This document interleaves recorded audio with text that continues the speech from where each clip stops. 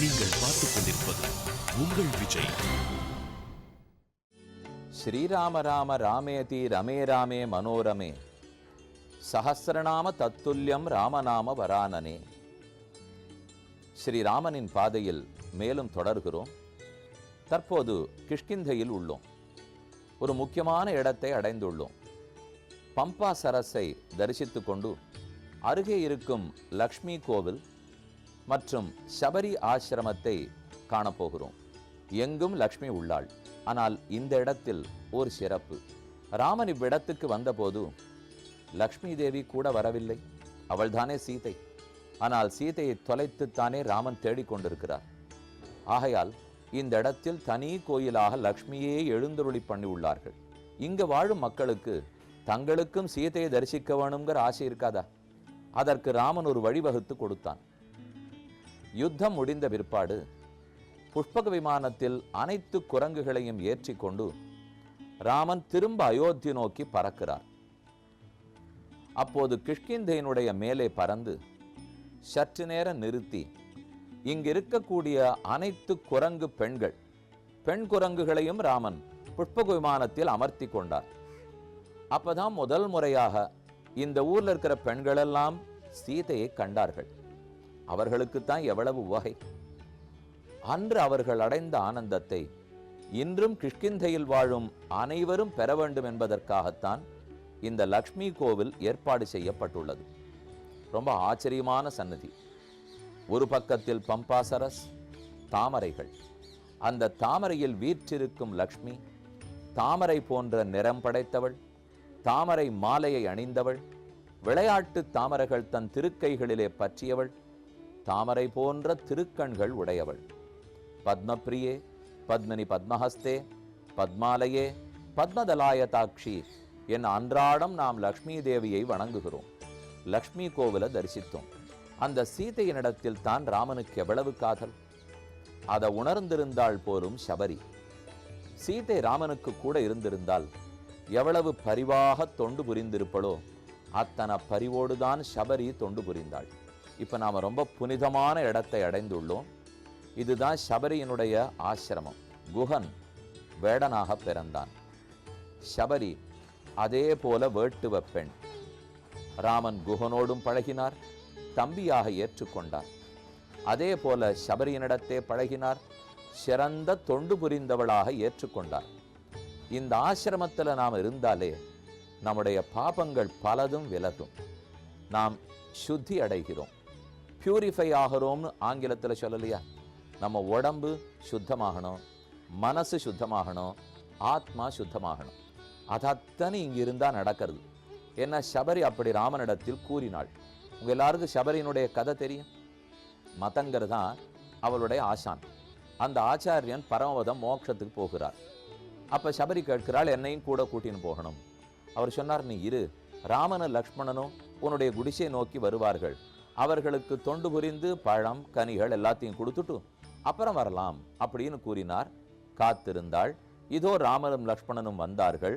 அப்ப அவ கைகூப்பி கொண்டு தழுதழுத்த குரல், ரொம்ப வயசானவள் சபரி, மூதாட்டின்னு சொல்றமே, ராமனிடத்தில் வேண்டினாள், இந்த பழங்களை வச்சுன்னு தான் காத்துன்னு இருக்கேன் ராமா. சக்ஷுஷா தவ சௌமியேன பூதாஸ்மி ரகுநந்தன, உன்னுடைய அழகான இந்த திருக்கண்களால் என்னை பார். பெருமானுடைய கட்டாட்சம் கிடைத்ததென்னால் நம்முடைய சாபங்களெல்லாம் தொலையும். அது நடந்தது தான் இந்த சபரி ஆசிரமம். அப்போ அந்த இடத்துல நாம் இருந்தோம்னு வச்சுங்கோ, ராமனுடைய கட்டாட்சம் நேர கிடைக்காதா?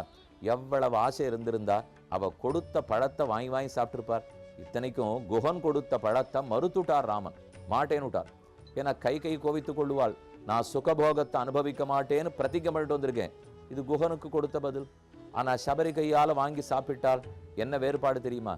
இவள் தானாக கொடுக்கவில்லை, இவருடைய ஆச்சாரியன் ஆணையிட்டுட்டு போயிருக்கார். ராமலக்ஷ்மணர்கள் வருவார்கள், அவர்களுக்கு தொண்டு புரியணும். இப்போ ராமன் மாட்டேன்னு சொல்லிட்டார்னு வச்சுங்க, அப்போ ஆச்சாரியனுடைய வாக்கியத்தை அவளால் பண்ண முடியாது படுமே. அந்த ஆணையை பகவானே மீற மாட்டார். அதற்குத்தான் சபரியினிடத்திலே வாங்கி உண்டார். சபரி விடை பெற்றாள். ராமா, நான் புறப்படுகிறேன். எப்போ உன் கண் பார்வை என் பேர்ல பட்டதோ அனைத்து பாவங்களையும் புண்ணியங்களையும் துறந்தேன். என் கர்மங்களையெல்லாம் போயின. இனி நேர நான் வைகுந்தத்துக்கே போக வேண்டிதான் என்றவள் வேண்ட ராமனும் ரொம்ப ஆனந்தமாக போயிட்டு வா சபரி என்று அவளுக்கு விடை கொடுத்தார். இந்த இடத்துல ராமன் பரமாத்மான்னு விளங்குகிறது. ஜட்டாயுவுக்கு முக்தி கொடுத்தார். இதோ சபரிக்கு மோட்சத்துக்கு போயிட்டு வான்னு சொல்றார். வேதாந்த தேசிகன் ரொம்ப ஆச்சரியமா ஒரு ஸ்லோகத்துல சாதிக்கிறார். பகவதி பரத்வாஜே புக்தி ததா சபரி கிருஹே. பரத்வாஜர் எவ்வளவு பெரிய ரிஷி, அந்த ரிஷியினுடைய ஆசிரமத்தில் அவர் கொடுத்ததையும் ராமன் சாப்பிட்டார். சபரி எப்படிப்பட்டவள், அந்த மூதாட்டி அவள் கொடுத்ததையும் வாங்கி சாப்பிடுகிறார். அப்படின்னா ராமன் யாருக்கும் பக்தர்களுக்குள் வேறுபாடு பார்ப்பதே கிடையாது. அந்த உயர்ந்த கருத்தை தான் சபரி ஆசிரமத்திலே இன்னைக்கு நாம தெரிஞ்சுட்டோம். இடத்தையெல்லாம் நன்கு தரிசித்துக் கொண்டீர்கள். அந்த சபரிக்கு இருந்த ராம பக்தியில துளி கொஞ்சம் இருந்த போறாதா, அந்த பக்தியில ஒரு துளி நமக்கு அவசியம் வரணும் அப்படின்னு இந்த இடத்திலேயே வேண்டிக் கொண்டு அடுத்த இடத்துக்கு செல்வோம்.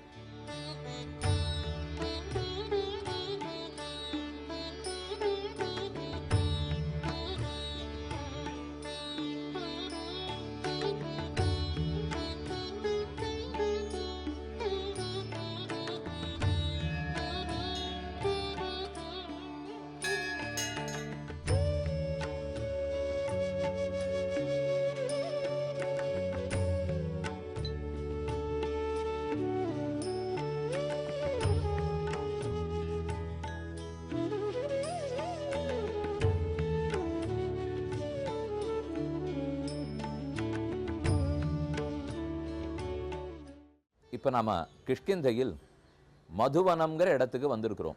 உங்கள் வீட்டில் யாரெல்லாம் குழந்தைகள் இருந்தாலும் தயவுசெய்து இப்போ இந்த கதையை கேட்கறதுக்கு உட்கார சொல்லுங்கள். ஏன்னா அவர்களுக்கு இந்த கதை ரொம்ப பிடிக்கும். நீங்கள் கிஷ்கிந்தைக்கு போகிற சேவம் கண்டிப்பாக மதுவனத்தை போய் தரிசிச்சுட்டு வரணும். யாருடைய வாழ்க்கையிலையுமே சீரியஸாக இருக்கிறவா இருப்பா, ரொம்ப ஜோவியலாக ஹியூமரஸாக சிரிச்சுட்டே வாழ்க்கையை கழிக்கிறவர்கள் இருப்பார்கள். ரெண்டுமே நமக்கு வேணும். எப்போ பார்த்தாலும் சிரிச்சுட்டே இருந்துட்டாலும் வாழ்க்கை கஷ்டம். ரொம்ப சீரியஸாக இருந்தோம்னா அப்புறம் அனுபவிக்கவே முடியாது, ஒரே ப்ரெஷர் ஆகிடும், பிபி ஏறி போயிடும். கொஞ்சம் ஆனந்தமாக இருக்க வேண்டாமா? ஹனுமான் எவ்வளவு தூரம் படித்தவர், என்ன நல்ல பேச்சாளி, எவ்வளவு மதியூக மந்திரி. ஆனால் அந்த ஹனுமான் இந்த இடத்துல பண்ணதை நீங்கள் கேள்விப்பட்டீங்கன்னா ஒரு குழந்தையும் இப்போ எழுந்து குதிக்க ஆரம்பிச்சிடும். ஒரு மாசத்துக்குள் சீதையை தேடி கண்டுபிடிக்க வேணும். இது சுக்ரீவனுடைய ஆணை. சுக்ரீவன் எப்பவுமே ஆணையில் ரொம்ப கராராக இருப்பார். ஒருவேளை அந்த ஆணை யாரான்னு மீறினால் தலையை வெட்டிடுவார். அப்புறம் தான் விசாரணையே தொடங்குமா. தலை போனப்புறம் விசாரித்து என்ன லாபம் சொல்லுங்க. ஆனால் ஹனுமானும் கூட போன ஜாம்பவானோ அங்கதனோ ஒரு மாசக்கெடுவை மீறி விட்டார்கள். அதுவே பயம் இருக்கணும் இல்லையா? ராஜா என்ன சொல்லுகிறோன்னுட்டு, ஆனால் பயப்படவே இல்லை. சீதையை பார்த்துட்டாளோ இல்லையோ, அந்த தைரியத்தில் எல்லாரும் திரும்பி வந்து கிஷ்கிந்தைக்கு போய் நேர ராமனிடத்துல தானே போகணும். சுக்ரீவனிடத்துல போய் கண்டேன் சீதைன்னு சொல்ல வேண்டும், சொல்லலை. இந்த மதுவனத்துக்கு தான் மொத்த பேரும் வந்தார்கள். குரங்கு கையில் பூமாலை கிடைத்தா என்னாகும் கேள்விப்பட்டிருக்கோம். அந்த குரங்கு கையில் இந்த மொத்த மரங்கள், மா, பலா, தென்னை, வாழை, என்னென்ன மரங்களோ அத்தனை மலர்ந்திருக்கு.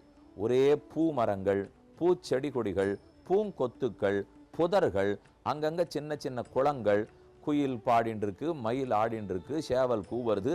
இது போல் ரொம்ப அழகான இடம் மதுவனம்.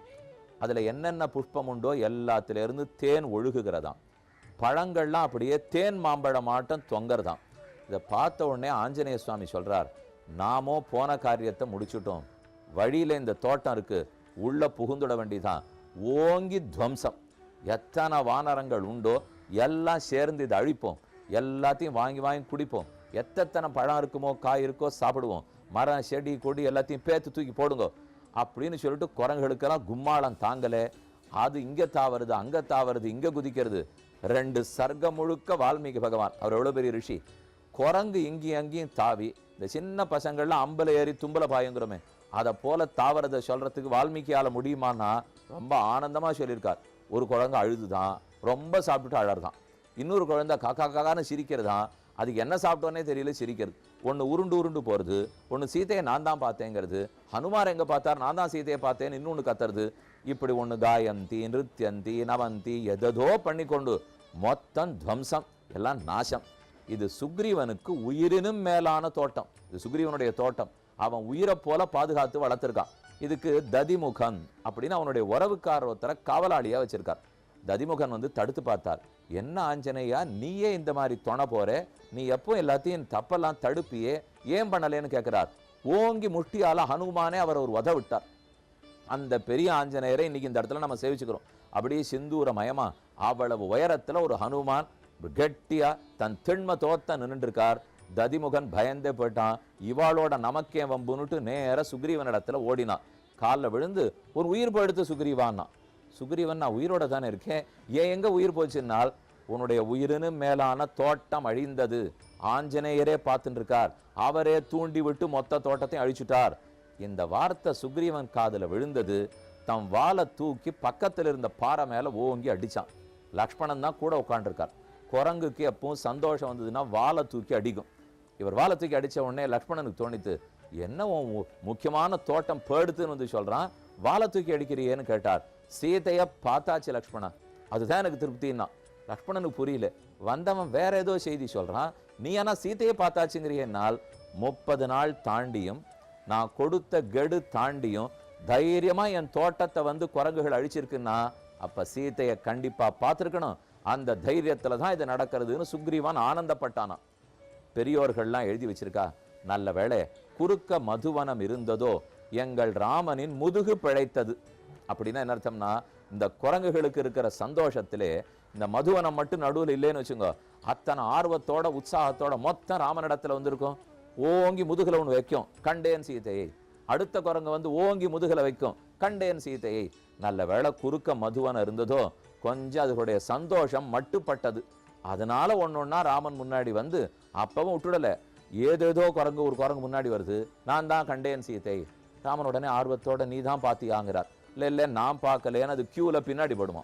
அடுத்த குரங்கு வந்து கண்டேன் சீதைங்கிறது, நீ தான் பாத்தியானா கியூல பின்னாடி படுறது. அதுக்கப்புறம் கடைசி ஆஞ்சநேயர் வந்து கண்டனன் கற்பினு கனியை கண்களால் இற்பிறப்பென்பதொன்னும் இரும்பொறை என்பதொன்னும் கற்பெனும் பெயரதொன்னும் களிநடம் புரிய கண்டேன் என்று சொல்லி தழுதழுத்த குரலோட கண்ணும் கண்ணீருமாக ராமன் கேட்டு இருந்திருக்கார். எவ்வளவு ஆனந்தமான கட்டம், எவ்வளவு பாவபூர்வமான கட்டம். அந்த மதுவனத்தை தான் இப்ப நாம சேவிச்சுட்டோம். கண்டிப்பா நீங்க குழந்தைகளோட போகும்போது மதுவனத்துக்கு போய் ஒரு 2 மணி நாள் இருங்கோ. அப்பதான் அவ ஆடி பாடி அன்னைக்கு அந்த ஆஞ்சநேயரும் குரங்குகளும் எப்படி பண்ணிருக்கார்கள் அப்படிங்கிறத தெரிஞ்சுக்க முடியும். இங்க இருக்கிற அர்ச்சகர் ஹாரத்தி காட்டி இந்த இடத்தை பத்தி 2 வார்த்தை சொல்லியிருக்கார், கேட்போமே.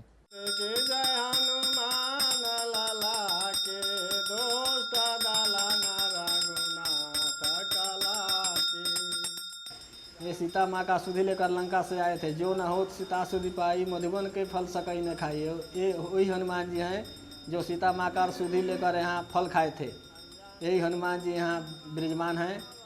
यहीं से सीता माँ का पता लगा कर आए और यहीं से फटक शिला भगवान के पास गए। भगवान के पास जाकर वहाँ बोले, सब बंदर भाल लोग बोले कि हनुमान जी बगीचा उजाड़ रहे हैं।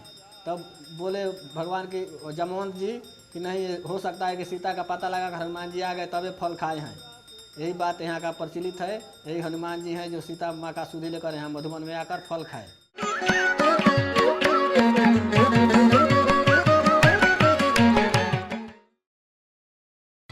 நீங்கள் பார்த்துக் கொண்டிருப்பது உங்கள் விஜய். ஸ்ரீ ராமனின் பாதையில் கிஷ்கிந்தையில் உள்ளோம். ஒரு முக்கியமான இடத்தை இன்னைக்கு சேவிக்க போறோம். மால்யவான் மலைக்கு பெயர். மால்யவந்த்னு சொல்றார்கள். மால்யவான்னு பெருமை. இங்கே ரகுநாத பெருமாளுக்கு ஒரு கோயில் உள்ளது. ரகுநாத் மந்திர்னே இதற்கு பெயர். 4 மாதங்கள் ராமன் தங்கியிருந்த இடம் இதுதான். வாலியை முடித்து சுக்ரீவனுக்கு பட்டாபிஷேகம் செய்த பிற்பாடு உடனே சீதையை தேடி போக முடியவில்லை. மழைக்காலம். அதனால 4 மாதங்கள் காத்திருப்போம்னு ராமனே சொல்லி இவ்விடத்தில் தான் தங்கினார். ராமன் 4 மாசங்கள் தங்கியிருக்கிறபடியால் இவ்விடம் மிகவும் புனிதமானது. நாம் மெதுவே ஏறி மேலே செல்ல வேண்டும். ஆட்டோக்கள் மட்டும் போகும். முடியாதவர்கள் ஆட்டோல வரலாம். ஆனா ஏறது ஒன்றும் கஷ்டம் இல்லை. ராமநாமத்தை சொல்லிக்கொண்டே மேலே ஏறிவிடலாம். ஒரு 15 நிமிஷத்துக்குள்ள கோயிலை அடைகிறோம். ரொம்ப பெரிய கோயில். இந்த கோயிலில் தான் ரகுநாதன், லக்ஷ்மணன், ஹனுமான் ஆகியோர்கள் உள்ளார்கள். லக்ஷ்மி தேவிக்கு தனி சன்னதி உள்ளது. இந்த கோயிலுக்கு முக்கியத்துவம்னு பார்த்தோம்னால் சேஷ்நாக்னு கொண்டாடப்படுகிற ஆதிசேஷன் பெருமானுடைய படுக்கை. அந்த ஆதிசேஷனே ஒரே கல்லால் இம்மலையாக உள்ளார். அந்த கல்லிலேயே வடிக்கப்பட்டுத்தான் ராமச்சந்திரன் எழுந்தருளி உள்ளார். நாம போய் தரிசிக்கும் போது ராமனுக்கு பின்புறம் சென்றால் அப்ப அந்த மலையிலிருந்தே கொடையப்பட்டுத்தான் ராமன் எழுந்தருளி இருக்கிறார் அப்படிங்கிறத நாம தெரிஞ்சுக்கலாம். ஸ்பட்டிக சிலா என்னொரு பேர் சொல்றார்கள். ஸ்பட்டிகம்ங்கிறது தூய்மையா இருக்கக்கூடிய ஸ்படிகக்கல். அதன் வழியா பார்த்தா அந்த பக்கம் இருக்கிறது தெரியும். அதுவும் அப்பழுக்கற்று தோஷமே இல்லாமல் தூய்மையோடு இருக்கும். அப்படிப்பட்ட கல்லால் ஆக்கப்பட்டது தான் இந்த மலை. ஏன் சப்தகிரி 7 மலையே பகவான் ஸ்ரீனிவாச பெருமானுடைய திருவுடம்பு. அவரேதான் ஆதிசேஷன்னு சொல்லுவார்கள். அதை போல இந்த மலையும் ஆதிசேஷனாகவே கொண்டாடப்படுகிறார். இங்கே ஒரு தனி காட்சி. ராமனுடைய கையில் வில் கிடையாது. ராமன் ஜபமாலை வைத்து கொண்டிருக்கிறார். மழைக்காலத்தில் இந்த இடத்தில் தங்கியிருந்து யாரோட சண்டை போட முடியும்? மேலும் சீதையை விட்டு பிரிந்த தாபத்தில் விரகத்தில் துடித்து கொண்டிருக்கிறார் ராமன். அதனால கையில் ஜபமாலை வைத்து தியான திருக்கோலத்தில் எழுந்தருளி உள்ளார். அவர் தியானம் பண்ணி கொண்டிருக்கும் போதே நாட்கள் நகர்ந்தன. ஹனுமான் எங்கோ பறந்து போய் லங்கையில் சீதையை கண்டு ராமனின் பெயர் பொதிக்கப்பட்ட மோதிரத்தை சமர்ப்பித்து அவளிடத்தில் சூடாமணியை வாங்கி கொண்டு திரும்ப வருகிறார். வந்தபோது ராமன் இந்த மலையில் தான் எழுந்தருளியிருந்தார். ஆஞ்சநேய சுவாமி வந்தார், வணங்கினார்.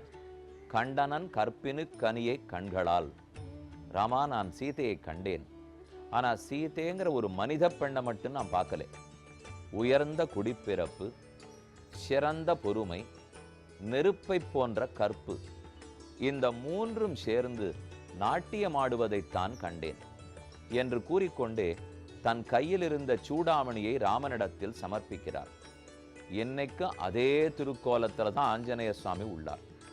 சூடாமணியை ராமனிடத்தில் கொடுக்கிறார். ராமன் பெற்றுக்கொள்ளுகிறார். பக்கத்தில் லக்ஷ்மணன் கைகூப்பி கொண்டு இந்த காட்சியை தழுதழுத்து கொண்டு பார்த்து கொண்டிருக்கிறார். எவ்வளவு ஆச்சரியமான சன்னிவேசம்!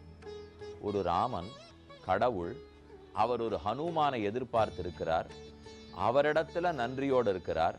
கடவுளால் செய்ய முடியாத காரியமா? இருந்தாலும் ஒரு பக்தனுக்கு எவ்வளவு மதிப்பு பெருமான் கொடுக்கிறான்ங்கிறதை இந்த நிகழ்ச்சியிலேந்து தெரிந்து கொள்ளுகிறோம். இதுக்கப்புறம் இதே இடத்துல நடந்தது தான் முக்கியம். ஏஷ சர்வஸ்வபூதஸ்து பரிஷ்வங்கோ ஹனுமதா. ஆஞ்சநேயா, நீ எங்க 2 பேருடைய உயிரை காப்பாற்றி இருக்கிறாய். சீதையும் ரட்சித்தாய், என்னையும் ரட்சித்தாய். அப்ப திரும்ப நான் சமர்ப்பிக்கணும்னா 2 உயிர்களை கொடுக்கணும். ஆனா நாங்க 2 பேரும் இப்ப இங்க இல்லை, ஒருத்தர் தான் உள்ளோம். ஆகையால் உன்னை அணைத்து கொள்ளுகிறேன் வா என்று தன்னுடைய திருமேனியோடு தழுவிக்கொண்டார். இதை விட ஒரு சம்மானம், ஒரு பரிசு யாருக்கானு கிடைக்க முடியுமா? சர்வேஸ்வரன் ராமச்சந்திரன், அந்த வேதவேத்தியனான பெருமானே ஒரு பக்தனை பாராட்டி நீ பண்ண உதவிக்கு எங்க கைமாறு செய்ய போகிறேன்னு கண்ணும் கண்ணீருமாக இருக்க வேண்டுமானால் அப்ப எவ்வளவு பெருமை ஆஞ்சநேயர் கொண்டு. இந்த மலைக்கு நேர் எதிர்த்தாற் போலே அந்த ஆஞ்சநேயர் எழுந்துருளி உள்ளார். ரொம்ப ஆச்சரியமான திருக்கோலம். இந்த குகையோட தான் ஆஞ்சநேயர் ரொம்ப வருஷத்துக்கு இருந்ததாக உள்ளூரால் சொல்லுகிறார்கள். மேலும் ராமன் 4 மாசங்கள் அங்கு இருந்த போது ஆஞ்சநேய சுவாமி இங்கு வந்து இருந்துதான் ராமனை தொந்தரவு பண்ணல. அவர் பார்க்கவும் மாட்டார். ஆனா பக்தனுக்கு ராமனை பார்க்காத இருக்க முடியுமா? இங்க வந்துதான் திரும்ப திரும்ப ஹனுமான் ராமனை தரிசித்துள்ளார். இங்க வரும்போது சீதை கிடையாது. ஆனா இந்த க்ஷேத்திரத்திலே 4 திருக்கரங்களோட சீதை தரிசனம் கொடுக்கிறாள். சங்கல்பத்தால் இங்கிருந்து மக்களுக்கு ரட்சிக்கணும் அப்படிங்கிறதுக்காகவே பிராட்டி இருக்கிறாள் போலும். ரொம்ப முக்கியமான மலை. எல்லாத்தையும் சேவிச்சுட்டோம். முன்பக்கத்தில் ராமபாணம், ஒரு பெரிய குளம். ராமனுக்கு தண்ணீர் வேணுங்கிறதுக்காக அம்பு விட்டு தண்ணீர் ஊற்றெடுத்தது ராமபாணம். பின்பக்கத்தில் ஒரு குளம் இருக்கு, அது லக்ஷ்மண பாணம். லக்ஷ்மணன் அம்பு விட்டு எடுத்தது. இந்த மலைக்கு நேர பின்னாடி போனோம்னா, கோவிலுக்கு பின்னாடி போனால் கிட்டத்தட்ட ஒரு 4 ஏக்கருக்கு ஒரே கல் பாறையா இருக்கு. அவ்வளவு பெரிய பாறை. அங்க நிற்கிறதுக்கே அப்படியே பிரம்மாண்டமா தோணும். அதுக்கு நேர் எதிர்த்தார் போல பார்த்தால் ரிஷ்யமூக மலையும் தெரிகிறது. இப்படி ஒரு ஆச்சரியமான சன்னிவேசத்தோட மால்யவானில் ரகுநாதன் பெருமான தரிசிச்சுட்டோம். இப்ப கிஷ்கிந்தையிலே அடுத்த இடத்துக்கு போவோம்.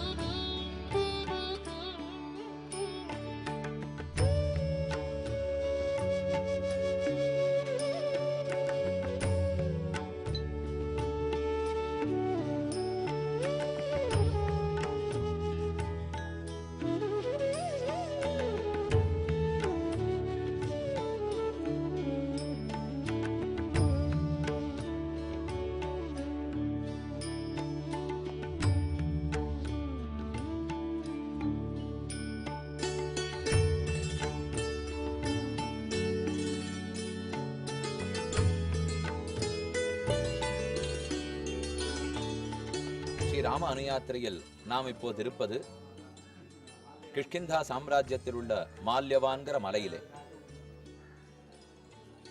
சுக்ரீவனுக்கு பட்டாபிஷேகம் முடிந்த பிற்பாடு சீதையை தேடி போக வேண்டும் என்று வானரோத்தமர்கள் ஆசைப்பட்டார்கள்.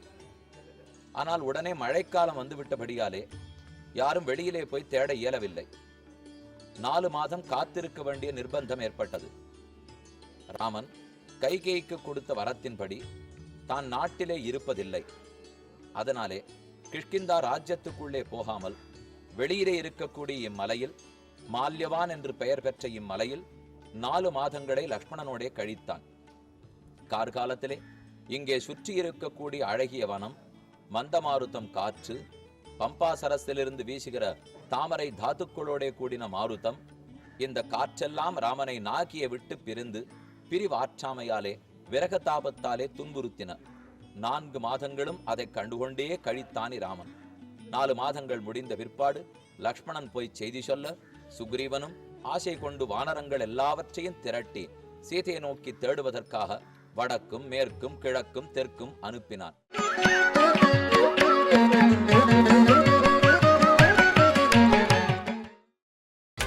நீங்கள் பார்த்துக் கொண்டிருப்பது உங்கள் விஜய். அந்த ஸ்தலத்திலேயே ஒரு சிறந்த உபன்யாசம் நடைபெற்றது. ஏன் சிறந்தான்னு சொல்றேன்னா, நான் சொன்னேங்கிறதுக்காக இல்லை, இங்க இருக்கிற எல்லாருக்குமே இந்த இடமே ரொம்ப பிடிச்சிருந்தது. அந்த இடத்தை பத்தி அங்க கேட்டு பலரும் பேசினார்கள். அதனால தான் சிறந்தான்னு சொல்றேன். அதையும் கேட்போம்.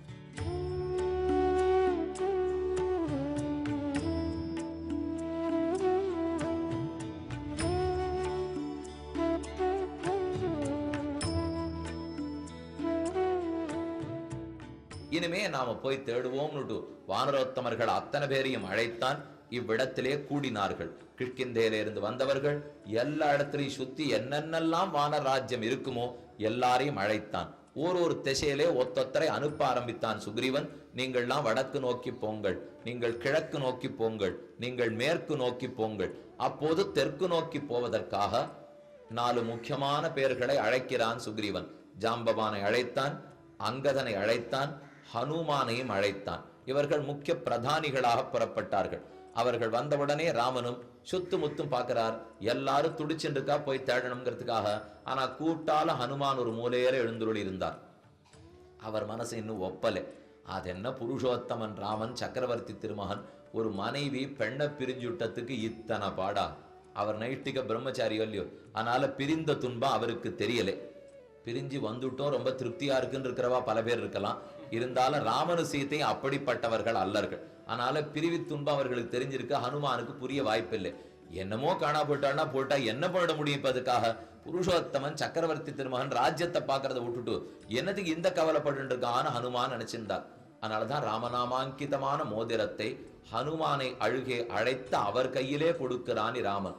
அந்த மோதிரத்தை எந்த குரங்கு கையில கொடுத்திருந்தாலும் அதற்கு கடல் தாவி இருக்கும்.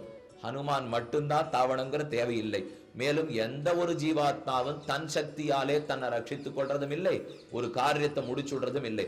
அது ராமன் கொடுத்த அங்கிதமான மோதிரத்தாலே தானே காரியம் நடக்கும். அது ஹனுமான் இடத்துல கொடுத்தா அவர் தாவப்படுறார், இன்னொருத்தர் இடத்துல கொடுத்தா அவர் தாவப்படுறார். ஆனா ராமன் பார்த்து தேர்ந்தெடுத்த ஹனுமான் இடத்துல எது கொடுக்கிறார்? இவர் தான் மனசுல கொஞ்சம் விபரீதமா எண்ணம் வச்சிருக்கார், போய் பார்த்துட்டு வரட்டும் என்ன நினைத்து அவர் கையிலே கொடுக்க மோதிரத்தை ஹனுமான் பெற்றுக்கொண்டார். தெற்கு நோக்கி தேடுதலை தொடங்கினார்கள். ஹனுமான் தான் மகேந்திரகிரி பர்வதத்திலே ஏறினார். இக்கரையிலிருந்து தாவுதலாக அக்கறைக்கு தாவினார். லங்கையை முழுக்க தேடி பார்த்தார். சீதையை கண்டார். கண்ட மாத்திரத்தில் ஹனுமானுடைய திருவுள்ளத்திலே தோன்றினது, இந்த சீதைக்கு அந்த ராமன் தான், அந்த ராமனுக்கு இந்த சீதை தான். இந்த 2 பேரும் எப்படித்தான் பிரிந்திருக்கிறார்களோ. இத்தனை நாள் இன்னும் இந்த சீதையை விட்டு பிரிந்து ராமன் உயிரோடு இருக்கிறானா? என்னமா தான் இருக்கானோ. என்ன பண்றான் ராமன்னு கீழே நினைத்தார் ஹனுமான்.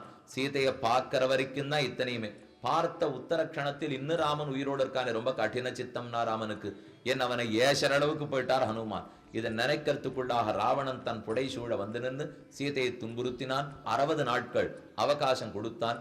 அதையும் பார்த்துட்டு இருந்தார். என்ன ராவணன் இப்படி சிரமப்படுத்துறானே, சீதை என்ன பண்ணுவளோன்னு நினைக்கிறதுக்குள்ளாக சீதை உபதேசம் பண்ண ஆரம்பித்தார். வேணும்னா நீ போய் ராமனுடைய திருவடிகளிலே விடு, அது கூட உனக்கு யோக்கியத்தை இல்லை. ஆனா மித்திரமோபேகம் கர்த்தும் ராமஹா ஸ்தானம் பரிப்சதா, அவன் கையையானும் பிடிப்பாய் ராவணா, அவனுடைய தோழன்னு சொல்லிக்கொள்ளு சீதை உபதேசித்தாள்.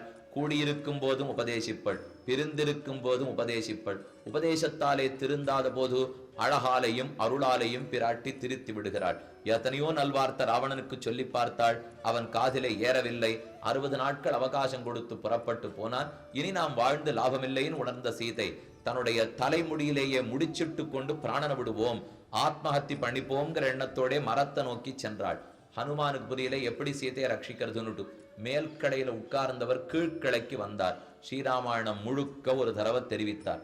ராமகதையை கேட்க கேட்க போகிற உயிரக்கூட தடுத்து நிறுத்த வல்ல ராமநாமம் சீதையினுடைய மனசையும் ஆஸ்வாசப்படுத்தி உயிர் போகாமல் நிறுத்த ஹனுமான் சீதை முன்னே வந்து குதித்தார். தான் ஆறுங்கிறத அறிமுகப்படுத்தி கொண்டார். சீதை நீர் யாருன்னு கேட்டாள்.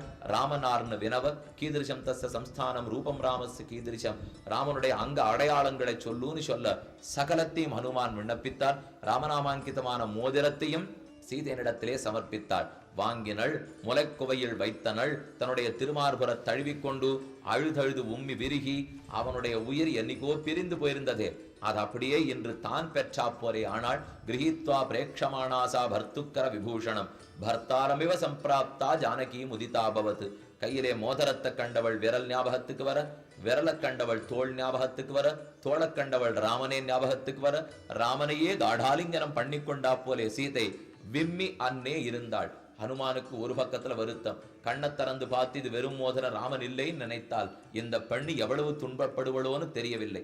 சிறிது நேரம் சிரிக்கிறாள் ஜானகி, சிறிது நேரத்துக்கு அழுகிறாள். அவள் சிரிப்பதற்கும் காரணம் புரியாமல், அழுவதற்கும் காரணம் புரியாமல் ராமனோட சேர்ந்திருந்ததை நினைத்து சிரிக்கிறாள், பிரிந்திருந்ததை நினைக்க அழுகிறாள். மோதிரத்தை கையிலே வாங்கினாளே ஜானகி, அந்த மோதிரம் ஏற்கனவே ஒரு தடவை சேர்த்து வச்சிருக்கு. ராமனுக்கும் சீதைக்கும் பிரணய ரோஷம், ஊடல்னால 2 பேரும் கோவப்பட்டு பேசல.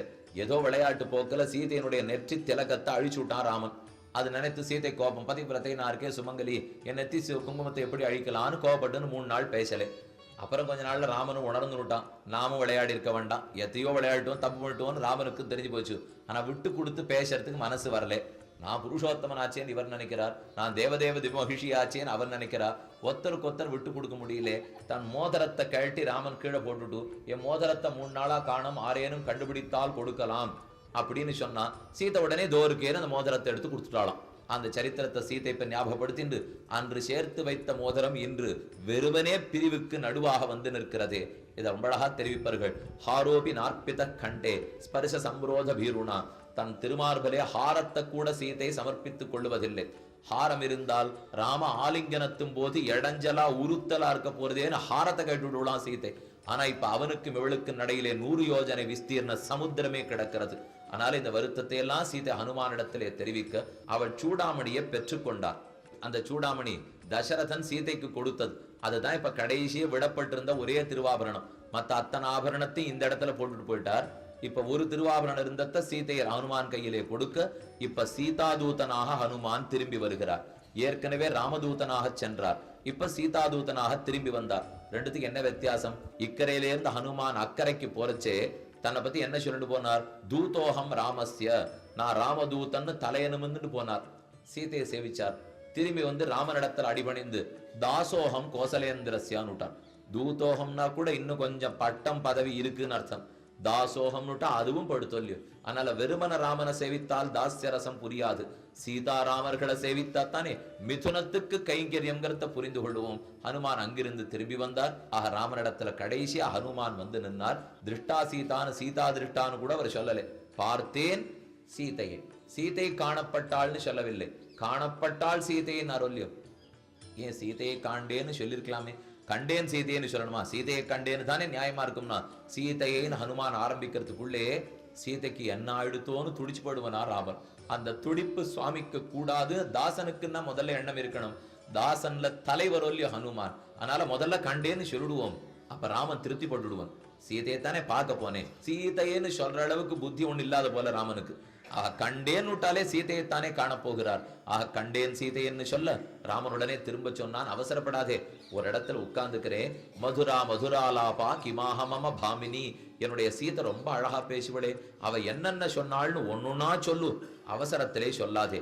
என் உயர்ந்த ஸ்தானத்திலே ஏறி உட்கார்ந்து கொள்ள ஹனுமான் கிட்டக்க வந்தார். சீதையினிடத்துல பேசினது அத்தனையும் சொல்லணும் இல்லையோ.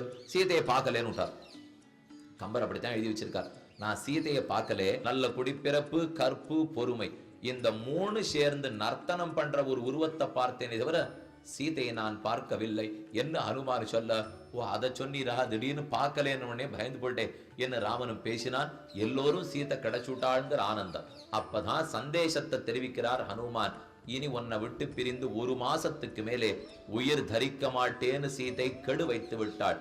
ஊர்தம் மாசான ஜீவிஷேன்னு சொல்லி அனுப்பிச்சாள்னு ஹனுமான் சொல்ல, ராமன் திரும்ப சொல்றான், எது சிரஞ்சீவதி வைதேகி எதி மாசம் தரிஷதி. 1 மாசம் சீதையால உயிரோடு இருக்க முடியும் என்னால் அவள் சிரஞ்சீவியாக இருக்கட்டும். அப்படின்னு அர்த்தம் என்ன? என்னால 1 நிமிஷம் சீதையை விட்டு பிரிஞ்சு உயிரோடு இருக்க முடியல, ஆனா சீதையை பாத்தியா ஹனுமன் 1 மாசம் என்னை விட்டு பிரிஞ்சு இருப்பலாம். இது 2 பக்கத்திலையும் பார்த்தால் இப்போ யாருக்கு பெருமை சொல்லலாம்? ராமனுக்கு தானே சொல்லணும். 1 நிமிஷம் கூட பிரிய முடியாதுங்கிறார். ஆனா சீதைக்கு 1 மாசம் பிரிவேன்னாலும் இல்லையோ, அதனால சீதை மட்டம்னு தோணும். நம்ம பூர்வர்கள் ஒரு நாள் அதை ஒத்துக்கவே மாட்டா. பிராட்டி தானே உயர்த்தி. அதனால இப்படி மாத்தி நாம அர்த்தம் பார்த்துக்கணும். ராமன் 1 நிமிஷம் கூட பிரிய முடியாதுன்னு சொன்னா அத்தனை வசத்தி சீதைக்கு. சீதையால 1 மாசம் பிரிஞ்சிருக்க முடியும்னு சொன்னா அவ்வளவுதான் பெருமை ராமனுக்கு. ஏன்னா அந்த அளவுக்கு தானே நம்ம வச்சுக்கணும். இப்போ 1 மாசம் என்னால பிரிய முடியும்னா அங்கு பெருமை இல்லைன்னு அர்த்தம். 1 நிமிஷம் கூட பிரிய முடியாதுன்னா அத்தனை பெருமை சீதைக்குன்னு அர்த்தம். இதுல யாருக்கு போட்டிங்கிறது முக்கியம் அல்ல, ஒரு மிதுனம் இப்படி போட்டியிட்டு கொண்டு நம்ம ரட்சிக்கிறார்கள்ங்கிறது முக்கியம்.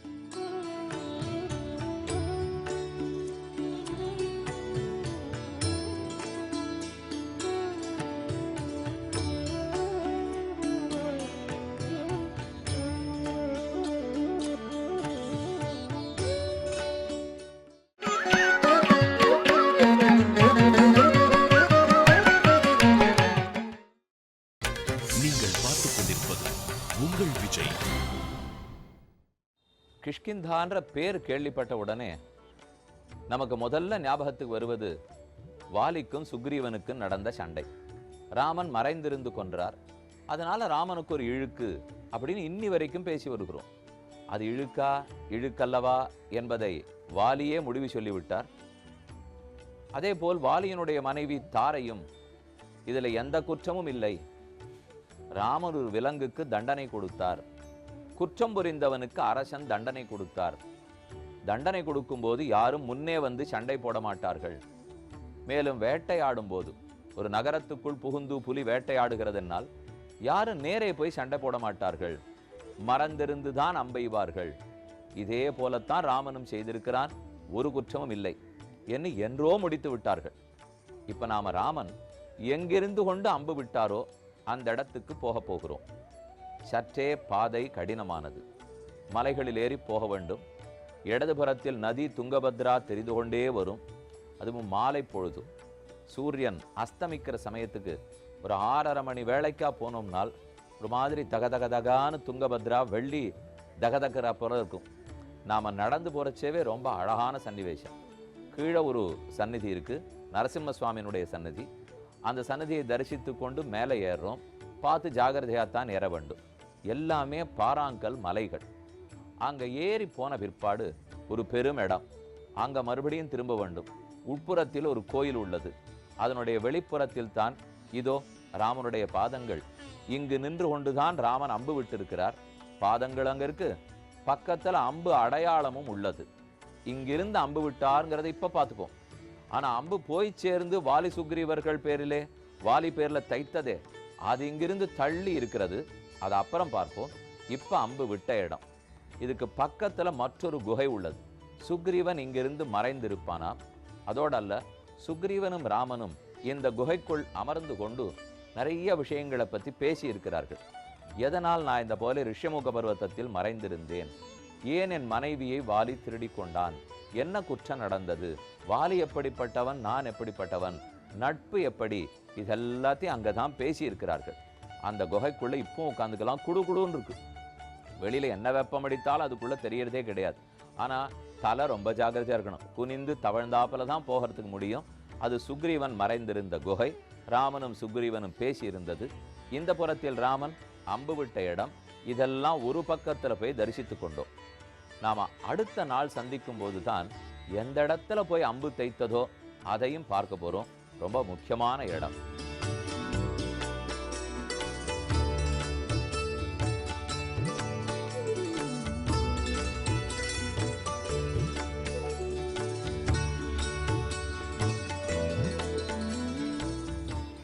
ராமச்சந்திரன் சீதையை தேடிக்கொண்டு தென்கிழக்கு திசையிலே வந்து கபந்தனை முடித்து அவனிடத்தில் வழிகாட்டி கொண்டு சபரி ஆசிரமத்துக்கு வந்து சேர்ந்தார்.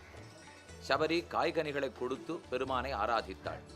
தன் அனுகிரகத்தாலே மற்றும் அவளுடைய ஆச்சாரியன் அனுகிரகத்தை முன்னிட்டு கொண்டு சபரியை மோட்சத்துக்கு அனுப்பிவிட்டு அவளிடத்திலே வழிகாட்டு கொண்டு எம்பெருமான் ரிஷமூக பர்வதத்துக்கு வந்தான். அதிலே சுக்ரீவன் குரங்கு குலத்திலே பிறந்தவன். தன் அண்ணனான வாலிக்கு பயந்து நடுங்கி ஒடுங்கி கொண்டிருந்தான். சுக்ரீவனோடே தோழமை பூண்டான் ராமன். சீதையை தேடி கண்டுபிடிப்பதற்கு உதவுவதாக சுக்ரீவனும் வாக்களித்தான். சுக்ரீவனை நலிந்து ஓட ஓட விரட்டி அவனுடைய மனைவியும் அபகரித்து கொண்ட வாலியை முடிப்பதாக ராமனும் வாக்களித்தான். அப்போது வாலியை கொல்லுவதற்கு சாமர்த்தியம் ராமனுக்குண்டா என்று பரீட்சிப்பதற்காக இவ்விடத்திலே ஒரு பரீட்சை வைக்கப்பட்டதாம். இப்போது நாம் இங்கே கீழே சேவித்துக் கொண்டிருப்பது ராமனுடைய திருவடிகளை, பாத கமலங்களை. இவ்விடத்திலிருந்து ஒரு சரித்திரம் நடந்ததாக சொல்லுகிறார்கள். இவ்விடத்துக்கு அருகிலே ஓடிக்கொண்டிருப்பது துங்கபத்ரா நதி. அந்த நதியை தாண்டி அப்புறத்திலே 7 மரங்கள் இருந்தது, சால விருட்சங்கள். அந்த மரங்களிலே ஒவ்வொன்றையும் வாலி தன்னுடைய ஓரோர் அம்பினாலே துளைக்கும் சக்தி படைத்தவன். சுக்ரீவன் ராமனை பார்த்து, நீயும் அம்பினாலே அந்த மரத்தை துளைக்கும் சக்தி இருந்ததானால் வாலியை கொல்லும் சக்தி உனக்குண்டு என்று நம்பலாம் என்று தெரிவித்தான். ராமனும் தன்னுடைய வில்லிலே நாணேற்றி அம்பை பொருத்தி 7 மரங்களை நோக்கி எய்தான். ஒரே பாணத்தாலே 7 மரங்களையும் துளைத்து விட்டான் ராமன். சினையே மராமரம் 7 எய்தவன்னு ராமனுக்கே ஒரு பெரும் பட்டம் உண்டு. மராமரம் 7 எய்தத்தை பலவிடங்களிலே ஆழ்வார்களும் பாடியுள்ளார்கள். புனராய் நின்ன மரமிரண்டின் நடுவே போன முதல்வாவோ, புனரை நின்ன மரம் 2க்கு நடுவே போனான் கிருஷ்ணாவதார காலத்திலே. 7 மரங்களையும் துளைத்தான் ராமாவதார காலத்திலே.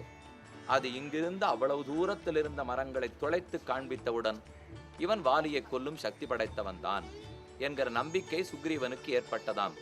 இது ஒரு கதையாக சொல்லுகிறார்கள். மற்றொரு கதை இந்த இடத்திலே உள்ளது. இதற்கு நேரே துங்கபத்திரைக்கு அக்கறையிலே பார்த்தால் ஒரு சிறு மண்டபம் காட்சியளிக்கிறது. அங்கே பாறாங்கல்லாக சமதளமும் நாம் பார்க்க முடிகிறது. அந்த சமதளத்திலே தான் சுக்ரீவனும் வாலியும் சண்டையிட்டார்கள். ராமன் இங்கிருந்து மறைந்து அம்பெய்தி அங்கிருந்து வாலியனுடைய மார்பத் துளைத்து முடித்தான். வாலியும் முடிந்து போனான்கிறது சரித்திரம். ஆக நாம நிற்கக்கூடிய இந்த இடத்துக்கு பெருமை ராமனுடைய சக்தி வெளிப்பட்ட இடம், ராமனுடைய வீரம் வெளிப்பட்ட இடம்.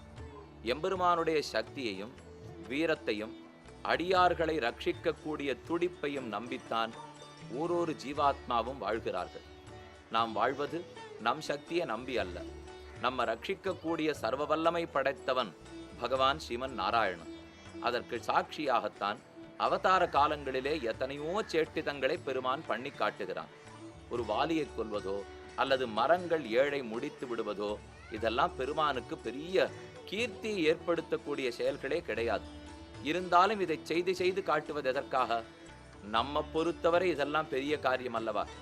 இப்பேற்பட்ட காரியத்தை சுலபமாக பெருமான் செய்து விடுகிறானே, அப்ப இந்த சம்சார சாகரத்திலிருந்து நம்மை காப்பாற்றக்கூடிய பெருத்த காரியத்தையும் பெருமான் சுலபமாக செய்து விடுவான்.